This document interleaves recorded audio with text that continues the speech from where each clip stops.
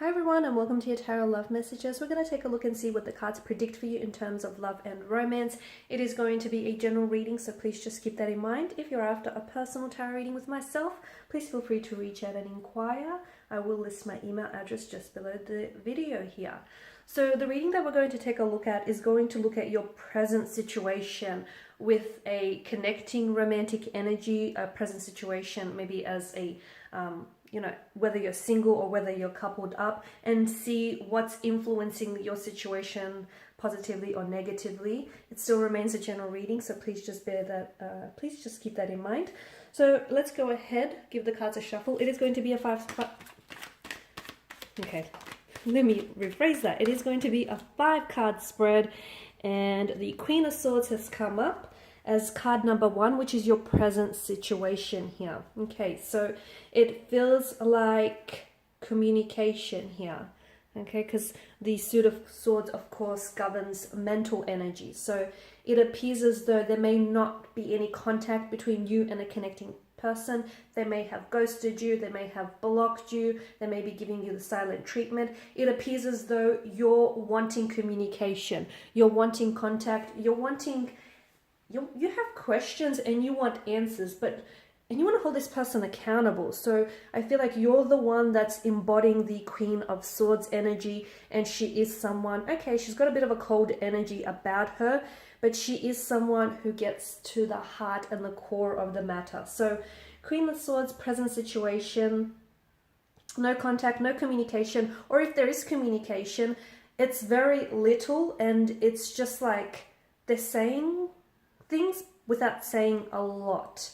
So the billowing clouds in the background is symbolic of confusion, is symbolic of distraction. Perhaps the reason as to why they're not communicating is because they may be distracted by something or someone else. They may also be distracted by their thoughts or their feelings for the current situation here as well.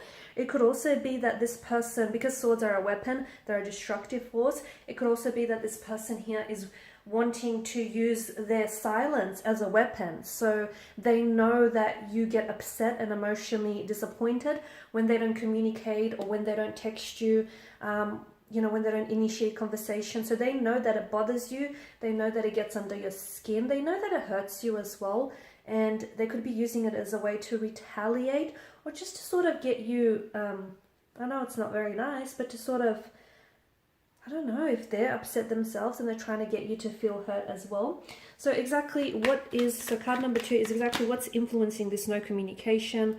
Okay, you have 2 cards. Let's not ignore that. 2 cards have popped out. The 7 of Swords and the Hangman here. So what exactly is influencing their lack of communication here? Interesting. This to me feels as though they do have something to tell you, but they're holding back. Because the 7 of Swords, once again, mental energy, so we're echoing on from that communication or their lack of, it feels like what they have to tell you is the truth. The reason that they're holding back from it is because they don't want to tell you the truth, because the truth hurts, or because the truth means that they will have to be accountable by their words or by their actions. There could also be someone who is in the business of like fabricating the truth, telling you a version of it, embellishing the truth. And they may have also said or did something here with regards to a present situation, and they're hoping to get away with it. But it feels as though you want to address the situation, the issue, you want to call them out, but they're hoping that by not responding to you, or by giving this some time and some distance, that the issue here is going to dissolve or dissipate on its own. It won't, because by not communicating, by not responding, they don't realize it, but they're actually making things out to be worse than they seem. The other thing is, if this is someone who's ghosted you, and if you've been trying to get in contact with them, but you haven't heard from them, you haven't had a response from them, then the 7 of Swords alongside the Hangman tells us that this person may not they may have led you on in the beginning. They may not have been as romantically interested in you as as they may have come across in the beginning, or as you may want them to be. And instead of basically communicating that to you, they decided to just, distance themselves, or just end communication or cut ties abruptly.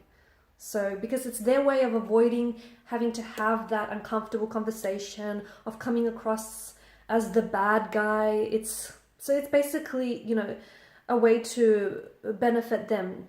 But in the end, I feel like they fail to realize that they probably look worse by just, you know, ghosting you, by going ghost mode, by going Casper on you. They are thinking about you though, the hangman here, okay? The halo that wraps around the hangman's head is a reference to the sun. So look, they're not communicating with you, but they are thinking about you, or they are thinking about what it is that they should say to you. But be careful, because the next communication could very well be glossed with some lies. So be very careful about what they say to you, okay?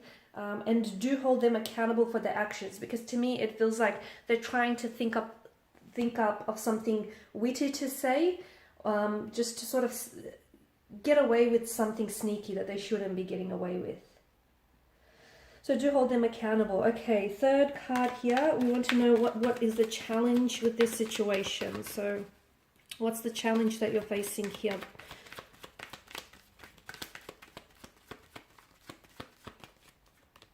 The Ten of Swords. Wow, there's a lot of air energy, right? What's the challenge that you're facing? So it does feel like there's some betrayal, and it does feel like there's some deceit that's involved in this situation.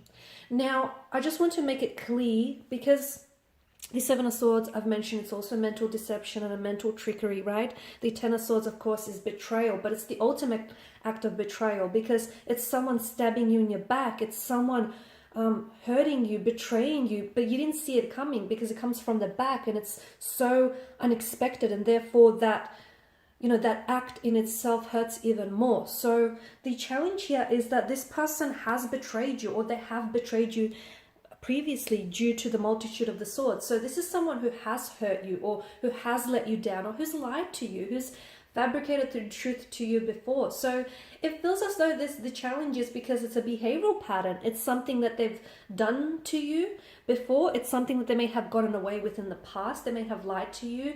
You know, you may not have pulled them up about it. You may not have been aware about it. They've done it before. They'll do it again, and they'll probably continue to do it if they feel like it serves them. So the challenge here is that this person has hurt you. They have betrayed you. If you don't hold them accountable for it, they're going to keep doing it, okay? It's a behavioral pattern. There's a bit of a deceit involved here. Now, the other notion of deceit could be you. It could be your conviction of this person, your conviction of this relationship. So what I mean by this is you may be ultimately deceiving yourself by making excuses for this person, or by making their acts excusable here. So that could be the deceit in itself. Fourth card, the final outcome here. Okay, what is the final outcome of this current situation of yours?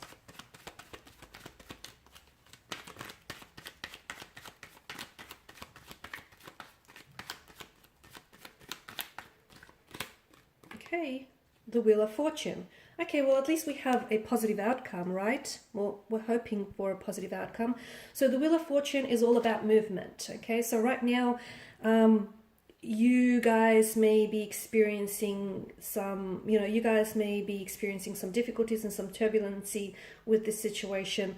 But the Wheel of Fortune is a reminder that everything is in constant movement. So just because things aren't looking so good now, it doesn't mean that there is an opportunity to fix or salvage this, or to work on this situation. The Wheel of Fortune tells us that there is. Look, there is a lot of intricacies and complexities to this situation, to this person, their energy, to the overall connection, okay? So it's not so black and white. There are patches and areas of gray here. But to me, it feels like there is an opportunity for things to improve in the future. But a lot of it does depend on how the two of you come together to cooperate, and how you go about handling things. Because we did mention that there has been deceit or betrayal, dishonesty, even disloyalty in this connection. And I feel like it's happened on more than one occasion. Or you let this person get away with it once before, and they're maybe in the process of doing it again, or thinking about it. Notice how the deception, the notion of deception and, you know, trickery, backstabbing has come up twice. And what does this image look like to you? If you use your imagination, to me, it kind of looks like a web. So be careful that you don't get tangled up in a web of lies. Be careful that you don't fall prey to their manipulation, their emotional manipulation, and this situation in general. Be careful, okay? Because, my goodness, for some of you, I feel like the outcome could be what a tangled web you weave, and the two of you might just get caught up in this web of lies.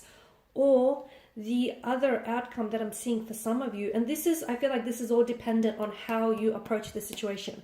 If you hold yourself accountable in the role that you play in the situation, and them as well, then I feel like there is room for you, the both of you, to work on this situation. But if you ignore it and look at the red flag and see it as a green flag, then I don't know that there is any positive to come out of it, to be honest with you. Okay, and last card is the theme. Okay, what is the overall theme of this situation, this connection?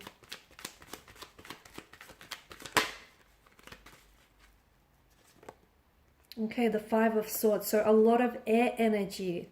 And that's quite a reoccurring theme throughout your spread. So it's kind of fitting. Conflict, right?